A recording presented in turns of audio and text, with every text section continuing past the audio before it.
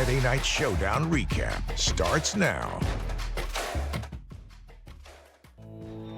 So it's the final week of the regular season in high school football and our final recap show. And we had our final game of the week as well. A fun final show here for you tonight. Said final a lot. Starting as we always do with our final game of the week. Let's jump into it. It's the 8-0 unbeaten Titans. Their fourth ever unbeaten season on the line. They were against the Senators on their senior night. Glenwood strikes first. A nice long drive, killing some clock before Colton Knadler finds Henry Rose wide open for the Titan TD. But right back at you.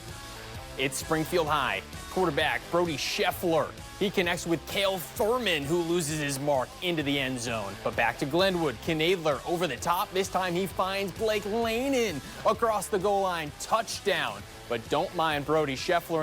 The Senators not going away quietly. He gets around the end for a 40-yard scamper and score. But the Titans resilient in the end. The defense. This defensive score coming up right here, giving them the cushion they needed to secure their fourth ever undefeated regular season. Spencer, take it away with our final trophy presentation. One more thing for you guys. Congratulations on a very, very good regular season.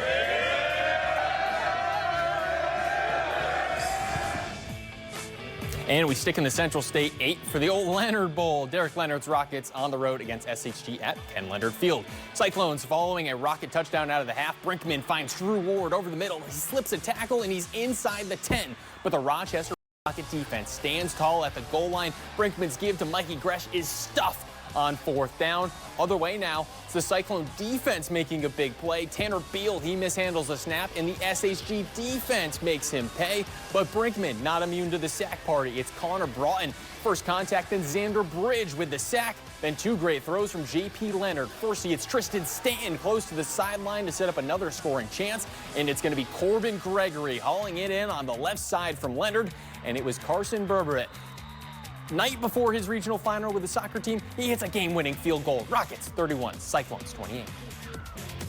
One more game right here in Springfield. It's Southeast hosting Eisenhower. Both trying to close the season on a high note. Opening half kickoff here, it's going to be Tony Boyd. He's going to fake the reverse and keep it himself. And he's going to follow a great set of blocks, and he's going to nearly take this one all the way before getting close here on the sideline, pushed out of bounds at around the 10-yard line. And very next play, it's the big man, Easton McGlathery. He patiently waits for the running lane to open up like old-school Le'Veon Bell into the end zone for the touchdown. And then it's Garyon Henderson. He's going to take the snap, roll out to the right, shoots through the pile, and drags a defender into the end zone. Touchdown there for him. And then it's the Spartans' drive. Xander Holt, and he's going to hand it off here, and the ball hits the floor. Eisenhower, they get on top of it. However, the Spartans, they conquer the Panthers at home. Final score, 26-18. And over at University High, it was the Lanphier Lions trying to keep the Pioneers from 5 wins. Here's Griffin Meyer. He's going to laser this ball across the middle through the Lions defense, finds Cade Cunningham. Across that middle, walks it into the end zone for the easy touchdown. And U-High offense looking to stay hot as Griffin Meyer. He's going to fake the pitch before throwing a dime. It's Brody Clemenson who takes a bump and holds on to the ball for a score as U-High takes it 52-14 over the Lions. And our final CS8 highlight of the night, MacArthur on the road against Quincy Notre Dame. 11 combined wins in this matchup. Here's John Van Verlo. He escapes the pocket, and he finds his man in the back of the end zone. A toe tap touchdown, a beauty on that one. Then it's MacArthur with the ball near midfield coming up. It's going to be a handoff to Caden Brown, who runs up the middle before showing some silky smooth juke moves before getting taken down there in the open field. QND defense, they put a lot of pressure on MacArthur. They forced the runner to go nowhere here going out of bounds. Next QND possession, an outside handoff. It's going to be Oliver Triplett. He's going to gain a few yards on the outside before a face math as QND, they roll in this one 49-7. And come after the break, knock, knock. Who's there? It's more football. Get excited and don't go anywhere. We'll be right back.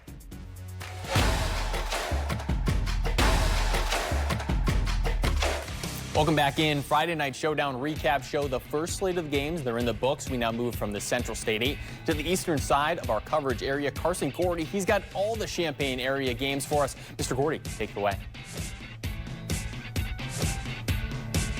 Hey, Sammy, yeah, I had a lot of good games and a lot of games where the playoff hopes are on the line. We're talking like St. Joseph, Ogden. They've been in every year since 1991. Monticello, PBL. Let's get right to the highlights.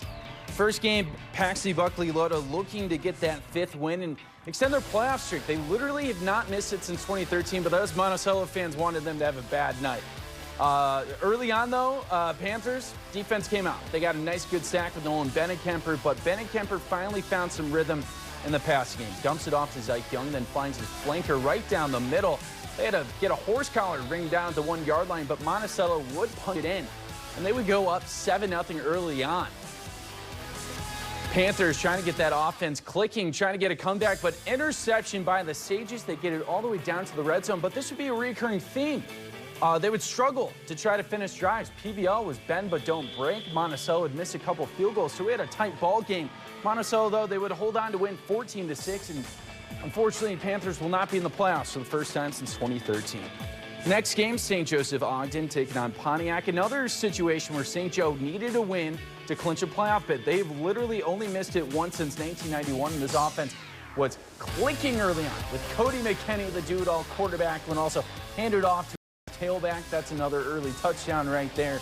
St. Joe, not going to lie, kind of surprised they're 4-4. Last year they started 11-0, and this year they brought back Cody McKinney. They brought back Cameron Wagner, the offensive lineman that Illinois and Notre Dame really want. But they took out their anger today, taking on Pontiac. They beat their conference rival. Final touchdown right here, cherry on top. They would win 56-21. Watch out for them in the playoffs. They're not going to sneak up on anybody. Last game we got is Bloomington taking on Centennial. Both these teams are 5-3 and desperate to get some momentum heading into the playoffs. Bloomington, they've lost 3 consecutive games heading into this matchup, but their offense was clicking early on, scoring an early 17 points and trying to run the ball. But that stingy Chargers defense able to hold them to a field goal attempt. They would take them up on it and get an extra 3 points right here. So Centennial staying within the game. Their defense has been their strong suit all year, but they needed their offense to step up tonight. Here's the last chance. Their quarterback tosses it to the wide receiver. A little bit of trick play here. It looks like Barry Lunny, the Illinois offensive coordinator, but it was intercepted right there by Bloomington. They would hold on to win 37-6, but don't worry, Champaign Centennial. You are going to be in the playoffs this week. Now heading to the scoreboard, Westville beats Iroquois West 52-13. Westville's 9-0, and they're averaging 56 points per game. So today was a disappointment with the Iroquois only scoring 52. Salt Fork loses to Clifton Central 49-30. Clifton Central's 8-1. Effingham, they're going to be out of the playoffs this year. They lost to Centralia 21-16.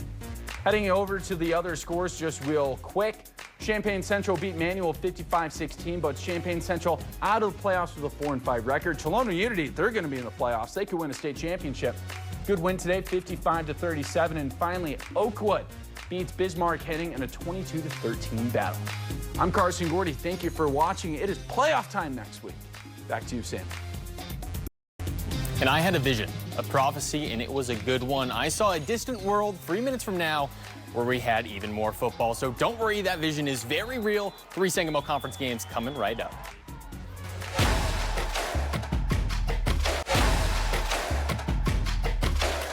Welcome back into the Friday Night Showdown recap show. One final slate of highlights here for us all to get to. 3 games all from the Sangamo Conference as each of these local teams finishes up their conference play here in Week 9. First up, it's the Bullets already securing the conference title last week, hosting the Cardinals, needing a win to get to 5 on the season.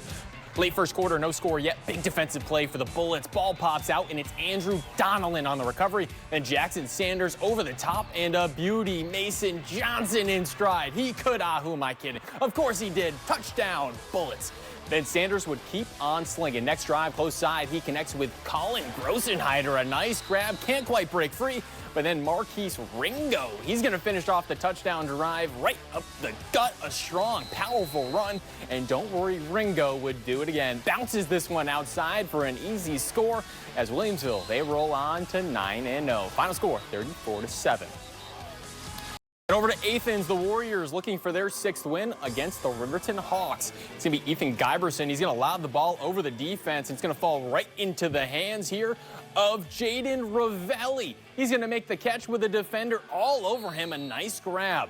Warriors now with the ball in the red zone. It's Gage on. He's going to blast this one right up the middle, and he barely gets touched. Walks it in for the score. Touchdown, Athens. And it's Giberson back showing off the arm strength, and he's going to find Keegan Golo for a diving touchdown. A great catch despite the excellent defense. However, the Warriors go on to take this one 55-13. And our final regular season highlight of the year, it's going to be Maroa Forsyth on the road against New Berlin. 4th and long conversion here in New Berlin's opening drive. Then Brady Cruz runs for a big gain and a first down. Nice gain there for New Berlin. Same drive. It's going to be Cruz. He's going to throw a quick pass here to Connor Stinson. He's going to sneak in for the touchdown. New Berlin over the Trojans. To the next drive, it's the Pretzels again. It's going to be Cash Thomas. He's going to end up with the ball, and he's going to take it in for a touchdown. But somehow, some way, the Trojans, they find a way to win. A win they desperately needed to get back on track. Final 44-34. And a pair of score updates from games we couldn't quite make it to. First, it was Olympia picking up their 6th win of the season over Auburn. And then Jacksonville, they improved to 5 over the W over Lincoln. And that does it for our game highlights here in the 2025 regular season of high school football. Still have a little more to do after the break. Both Carson and I's play of the night, and a quick look at our full schedule from Friday Night Showdown. We'll be right back.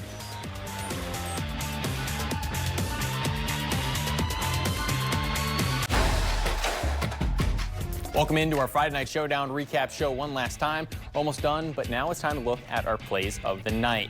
My play of the night first, 2 great throws, kind of cheating, it's throws. J.P. Leonard, first he hits Tristan Stanton close sideline to set up another scoring chance, and then it was Corbin Gregory. He throws it far side, connects with his man inside the end zone. Touchdown there for the Rockets, and then they go on to win on a walk-off field goal. Carson Berberick buries it as the Rockets grab the win. And over to Carson's play, tight ball game between Monticello and Paxton Buckley Loda. Panthers looking to jumpstart the offense, but the Sages jump the route, fly away with an interception, and they hold on to win 14-6. And now we want to talk a little bit about the season so far. It's been an incredible year. Thank you all so much for watching.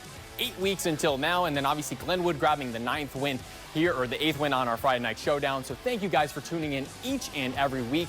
We appreciate it every week, and we appreciate the attention and your guys viewing all year long. So from the bottom of my heart, thank you guys for watching. My 2nd full year hosting Friday Night Showdown. It's been fun, and time to put a bow on my 2nd regular season here in Central Illinois. But now it's time to head to the playoffs. So thank you guys for watching, and have a lovely night.